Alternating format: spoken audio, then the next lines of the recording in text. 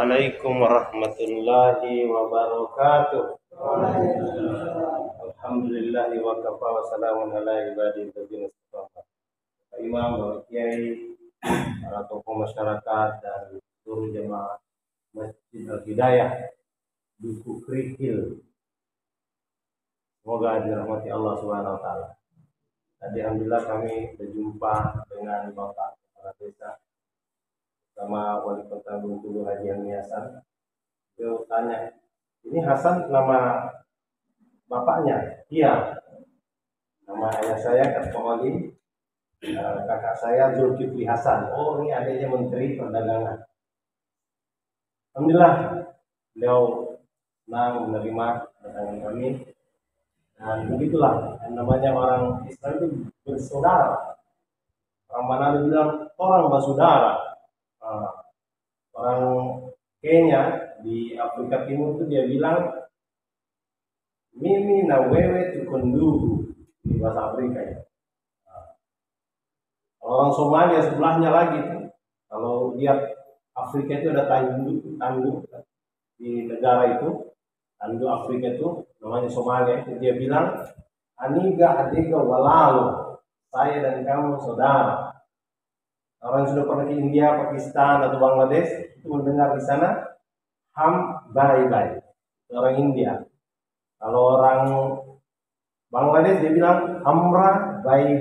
Sama tuh bye, tapi ada bilang amra, ada bilang ham. Nah, kalau orang Brebes ngomong apa kalau kita itu saudara?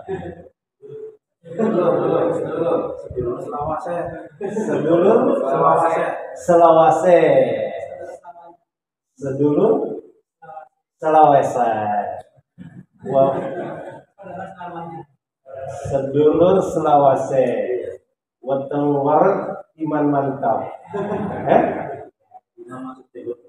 Iman masuk jenggot keluar. Betul itu. Masya Allah. Benar. Nah, beginilah hadir yang mulia. Orang saudara itu begini, saling mengunjungi, saling silaturahmi.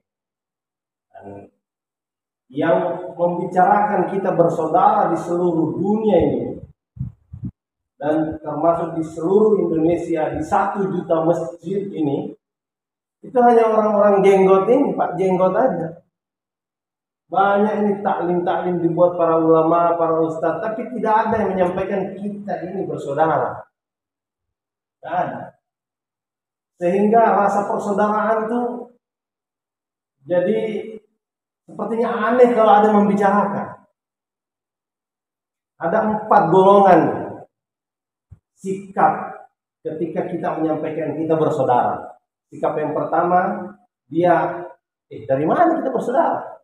Nggak kenal nama, nggak pernah ketemu. Pokoknya menolak persaudaraan. Itu golongan yang pertama. Golongan yang kedua mengakui, ya memang kita bersaudara. Tetapi ya sekedar mengakui, ya kita ini saudara, sama-sama anaknya Nabi Adam, turunan Nabi Adam. Nah. Ada golongan ketiga, dia menerima dan melayani, tapi karena ada kesibukan di sawah, di ladang, sehingga ya hanya sempat datang waktu taklim, hanya sempat datang waktu bayan. Nah, habis itu pergi lagi. Tapi ada golongan yang keempat, yakni benar-benar terlibat dalam siklus persaudaraan yang asli bersama dengan tamu, sebagaimana ketika Rasulullah mempersaudarakan orang-orang muhajirin dari Mekah dengan orang-orang Ansar dari Yasrib atau Madinah. Itu Nabi mempersaudarakan antara Abdurrahman bin Auf dengan Sa'ad bin Abi Rabi. Kata Sa'ad, wahai saudara Abdurrahman, kau telah tinggalkan harta kamu, tinggalkan kampung halaman kamu. Saya ini Allah kasih harta, Allah kasih kekayaan di kota Madinah. Saya punya beberapa kebun. Kamu pilih kebun yang mana, saya akan kasih kamu. Saya punya beberapa rumah, kamu pilih rumah yang mana, saya akan kasih kamu. Bahkan saya punya beberapa istri. Kamu boleh pilih yang mana kamu suka. Saya ceraikan, kamu boleh nikah nanti setelah saya idah. Itu dalam sejarah tidak pernah ada rasa persaudaraan lebih hebat daripada itu. Kami ada Pak Wali Kota Bengkulu, Helmi Hasan, saya Said Kamildi, ini ada Pak Febri dari Suradadi, ada Pak Guru Ahmad Zaki dari Suradadi juga, dan ada Pak Ade juga dari Jakarta. Ini datang dalam rangka mewujudkan rasa persaudaraan itu. Tapi bukan datang mau minta kebun, bukan mau berkebun bawang di sini, bukan. Bukan mau minta rumah di sini, bukan. Apalagi minta istri. Alhamdulillah kami bawa istri. Kita ini datang karena perintah Allah Ta'ala, lita'arafu, saling kenal mengenallah kamu. Yang kedua, saling ingatkan bekal akhirat. Dan di mana bekal akhirat itu yang pusatnya di dalam satu kampung, yaitu di masjid. Nabi ketika hijrah dari Makkah ke Madinah, itu yang dibangun bukan supermarket, bukan mall, bukan ladang pertanian, bukan irigasi.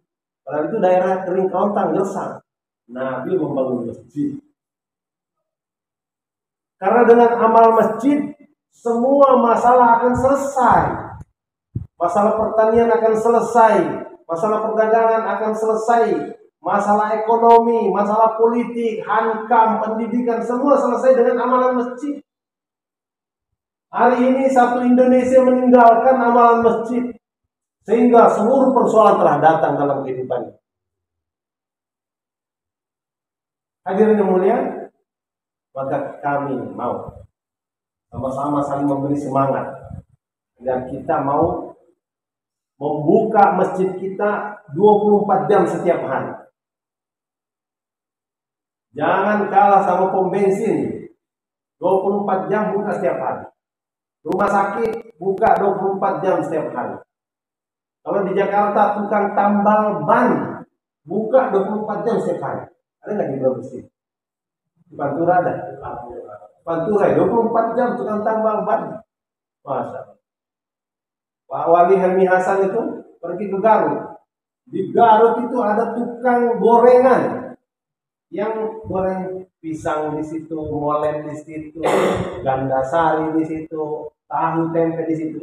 Tukang molen itu di situ kacanya tertulis gorengan buka 24 jam. Jangan Masjid Al Hidayah kalah. Hari ini umat rindu dengan amalan masjid. Rindu ingin datang ke masjid. Tapi kadang-kadang kalau ke masjid umat ini, ketika dia haus tidak ada minuman. Jadi terpaksa dia pulang ke rumah. Dia lapar, tidak ada makanan. Terpaksa cepat-cepat pulang ke rumah. Udah assalamualaikum, assalamualaikum. Dia pulang cepat-cepat. Kenapa? Karena di masjid tidak ada minuman, tidak ada makan. Sedangkan masjid Nabi senantiasa ada minuman, senantiasa ada makanan. Sampai hari ini di tempat yang paling sempit, yang paling rame, paling padat, paling berebutan tempat di masjid Nabi itu namanya Raudah. Sampai sekarang itu selalu ada air di situ. Bahkan airnya bukan dari Madinah, airnya dari Mekah didatangkan ke Masjid Nabawi. Kalau tidak ada air di masjid kita, maka bahaya. Jangan sampai jangan masjid kita tidak diakui sebagai anak cabang masjid. Kata Maulana Ilyas Rahmatullah, semua masjid di seluruh dunia itu harusnya menjadi anak cabang masjid Nabi. Kalau namanya anak cabang itu harus sama dengan pusat, ya kan? Apa yang ada di pusat itu harus ada di cabang. Minimal amalannya. Kalau bentuknya mungkin susah Masjid Al Hidayah menyamai masjid Nabi zaman dulu dan zaman sekarang. Masjid sekarang Masya Allah gak bisa kita kejar. Zaman dulu kita sudah lewat. Dulu masjidnya lantainya pasir. Tapi dari masjid itu lahir orang-orang hebat. Karena di sana ada dakwah, di sana ada taklim, di sana ada zikir ibadah, dan di sana ada khidmat. Bagaimana caranya supaya hikmat ada di masjid? kita buat seperti waktu bulan Ramadan. Ingat nggak Bapak? Bulan Ramadan itu diorganize. Rumah nomor 1 sampai 10 bawa makanan buka puasa hari Senin. Rumah nomor 11 sampai nomor 20 bawa makanan ke masjid untuk buka puasa hari Selasa dan seterusnya. Jadi pada bulan Ramadan ada makanan di masjid. Di luar Ramadan kok hilang makanannya. Padahal makanan itu yang paling banyak orang makan di luar Ramadan. Kita kurang pandai menggunakan kekuatan perempuan untuk berkhidmat kepada masjid. Hari ini kekuatan perempuan kita gunakan untuk berkhidmat kepada suaminya di sawah. Oh, nanti jam 11 antar makanan ke sawah. Ibu masak, bikin nasi liwet, bikin sambal terasi, ada ikan gabus kering, ada sambal terong, bawa ke sawah. Sehingga suaminya itu betah di sawah. Coba makanan itu ibu bawa ke masjid, insya Allah suaminya betah di masjid. Nggak usah banyak-banyak. Di sini ada di sekitar masjid kita ada 100 rumah. Ada nggak? 100 rumah ya? 150. Masya Allah. Kasih tahu ibu-ibu yang masak, yang tidak masak nggak usah, yang masak aja. Ibu-ibu kalau masak lebihkan 1 piring. Kemana dibawa 1 piring yang lebihnya ini? Oh, ke masjid. Jadi di masjid ada berapa piring makanan tersedia? 150 piring tersedia di masjid. Ibu-ibu itu masak sekali atau 2 kali dalam sehari? 2 kali. Ya Allah, 300 piring tersedia di masjid. Kalau ada 300 piring makanan tersedia di masjid, kira-kira ramai nggak masjid? Oh, ramai. Bapak lempar jagung ke lapangan, itu ayam-ayam akan ngumpul di situ. Bapak lempar roti ke kolam, ikan-ikan ngumpul di situ. Bapak lempar singkong rebus ke Masjid Al-Hidayah, ibu-ibunya nih suruh bikin singkong, insya Allah akan ramai. 24 jam masjid akan gini. Kalau orang sudah ngumpul di masjid, semua pekerjaan dakwah mudah dilakukan. Mau taklim ada orang, mau musyawarah ada orang, mau usuli orang udah di situ. Jadi semua kerja dakwah ini menjadi mudah kalau ada makanan. Makanan itu magnet, sihir. Kata Maulana Zubair Banggali, orang yang pernah makan makanan tabligh nanti ini tabligh. Itu. Makanya orang tuh takut diajak makan sama tabligh. Saya cuma makan 1 suap. Wah, hilang kamu 3 hari. 1 suap. Oh, saya makan 1 piring. Wah, hilang kamu 40 hari. Masya Allah. Ini mungkin joke, tetapi memang cara Nabi menyatukan hati umat itu. Pak Wali sering sampaikan. Yakni makan-makan jalan-jalan. Makan-makan jalan-jalan. Kalau orang Kamboja bilang beng-beng, hek-hek. Beng-beng, hek-hek. Kalau orang Filipina bilang maggelakat-gelakat, makain-kain. Maggelakat-gelakat itu minum-minum.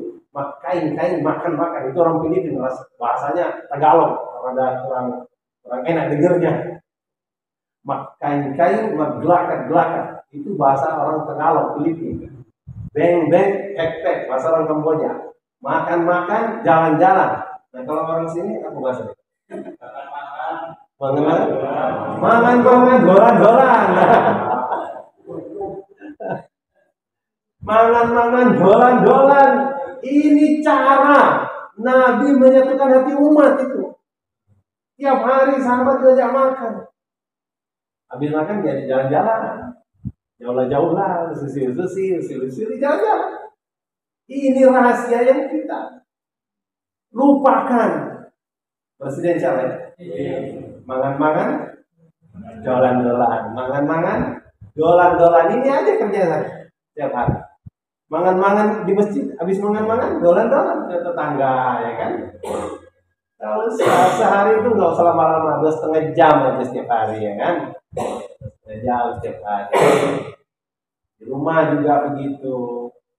kita taklim di rumah. Inilah kami bawa istri.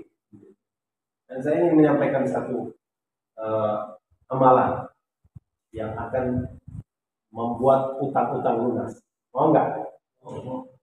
Yang punya utang ini insya Allah pasti lunas dengan izin Allah. Yang mau aja. Tadi saya dengarkan ceritanya Pak Heru di daerah sini, Heru jadi banyak yang orang belum waktunya gajian sudah diambil duluan, jadi udah berutang duluan. Nah, ini saya ingin sampaikan bagaimana cara melunasi hutang. Ini bulan Oktober di Indonesia 2 bulan yang lalu ada peristiwa besar. Itu akan datang ke Indonesia 20 negara. Kepala negara akan datang. Itu namanya G20. Ya, G20.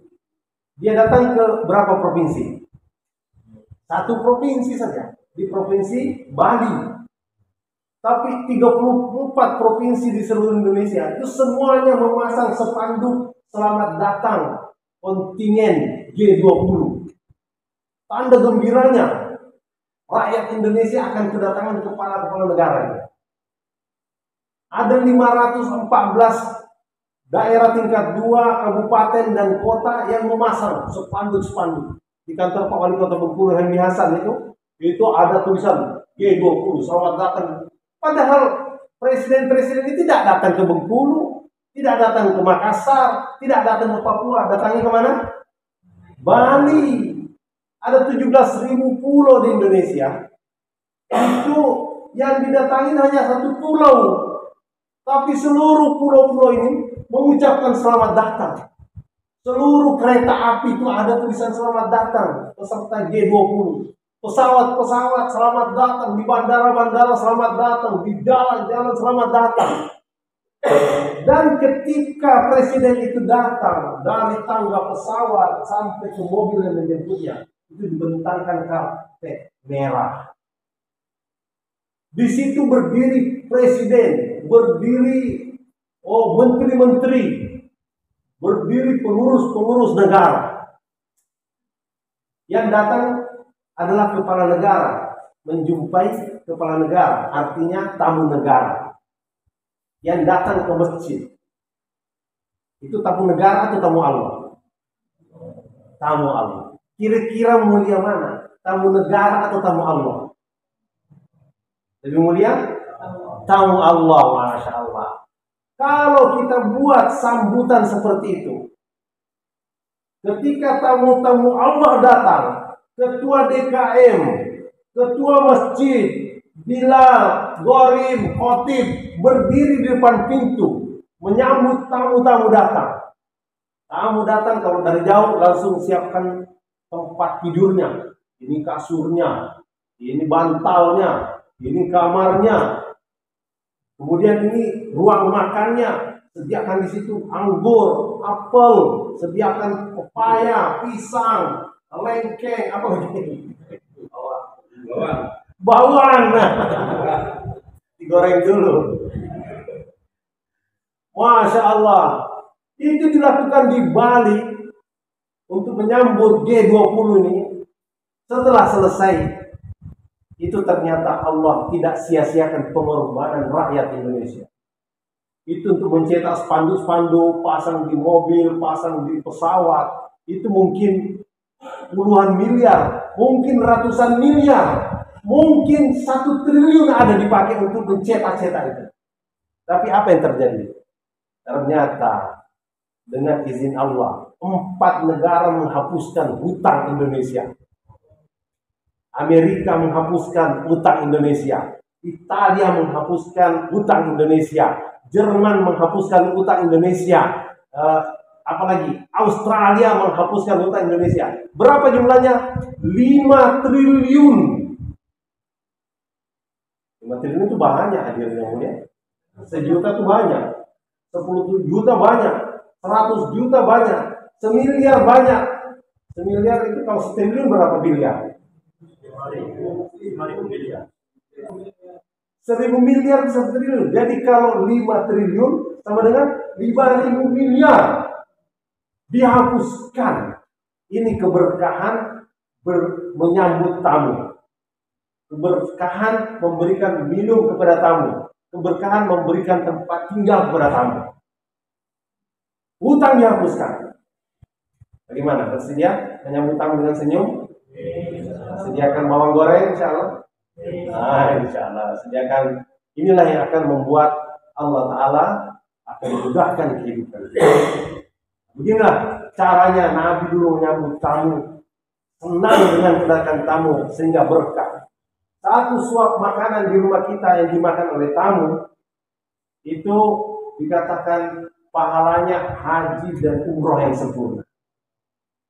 Bahkan saya dengar itu Bang Ali Medan sampaikan, orang yang memberi makan kepada orang yang fi sabilillah sama dengan menghidupkan manusia seluruh dunia, sama dengan memberi makan manusia seluruh dunia. Ini ada dalam surat Al-Maidah ayat 32. Jadi ini bukan ngarang-ngarang. Ini adalah menyelamatkan nyawa, menyelamatkan manusia seluruhnya. Hadirin yang mulia, kita hidupkan amal masjid kita, sambut kedatangan tamu-tamu yang datang ke masjid kita, karena ciri masjid Nabi itu menerima manusia dari seluruh dunia. Dari berapa sih sudah banyak orang pergi ke masjid Nabi, tapi dari masjid Nabi juga dihantar manusia ke seluruh dunia. Jadi Al-Hidayah ini juga selain menerima manusia dari seluruh dunia, dari Al-Hidayah juga harus diantar manusia ke seluruh dunia. Dari Al-Hidayah berangkat ke Eropa, Al-Hidayah berangkat ke Amerika, Al-Hidayah berangkat ke Australia, Al-Hidayah berangkat ke Afrika. Itu baru sama dengan masjid Nabi, insya Allah. Yang berangkat sendiri, berangkat sama istri ya. Insya Allah Mas Duro. Nah, besok masih ada program subuh di sini. Dan kami mengucapkan terima kasih sambutan yang luar biasa. Mudah-mudahan dan menjadi masjid yang berkah, betul-betul mengikuti amalan di masjid Nabi Sallallahu Alaihi Wasallam. Tapi harus latihan dulu. 4 bulan insya Allah. Siapa niat? Nah, sekarang bukan nisab lagi. Sekarang namanya takaza. Siap sambil sadar insya Allah. Terima kasih. Assalamualaikum warahmatullahi wabarakatuh. Cambiabel.